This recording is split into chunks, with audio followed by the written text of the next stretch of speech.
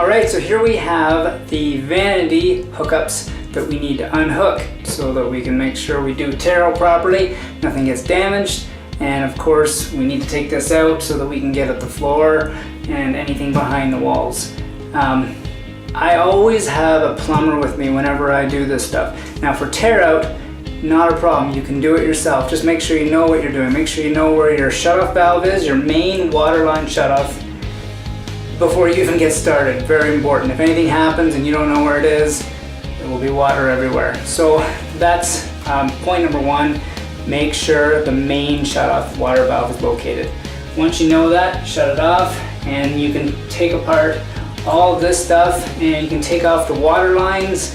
Whether there's shutoff valves on it or not, it's just always better to have your water off. Because we'll also be doing the shower valve, and same thing, you can bump it or something happen and lots of water, no good.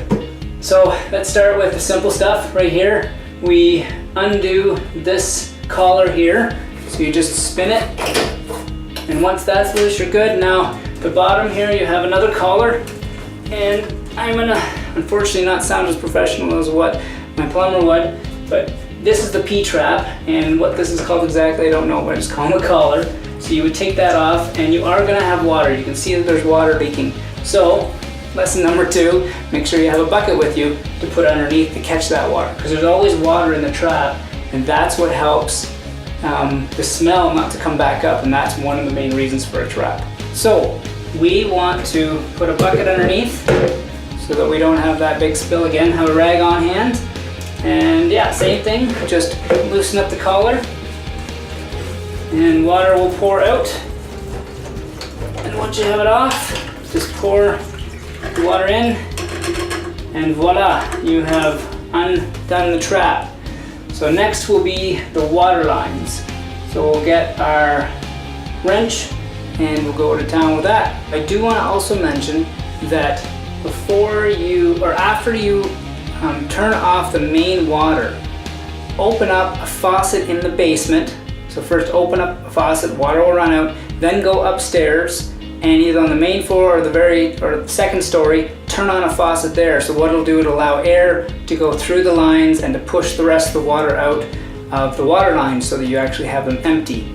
And then when you go to turn the water back on, you can do it nice and slow and turn the faucets off, and then you won't have as much of that bang, bang, bang when you get water going again.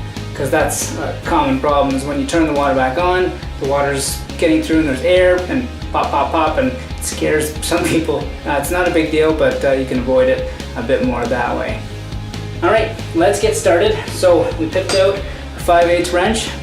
There are going to be different sizes, but generally this will be the 5/8, and we simply undo these nuts right here. One of the things that always amazes me about plumbers is how they can get into these tight corners. I'm not a big guy, and I find it very difficult sometimes to do this. And some of these plumbers, man, they are just unbelievable what they can do. So that's what you do. You take it off, there will be a bit of water. Again, just let it drip into your bucket. Do that for the other side. Right, so before we take the sink off, we are going to plug this water lines so that if you do need to turn the water back on, you can. And you can, if somebody needs to use water for washroom or doing dishes or whatever, then it's a whole lot simpler, especially if you're in someone else's house and you're working on it for them and they need to do certain things. That's how you do it. So you would take the cap off. This is an older system here, but this is a cap that comes with it. And what you do is you take these ball washers, you shove it in, and simply screw this on and tighten.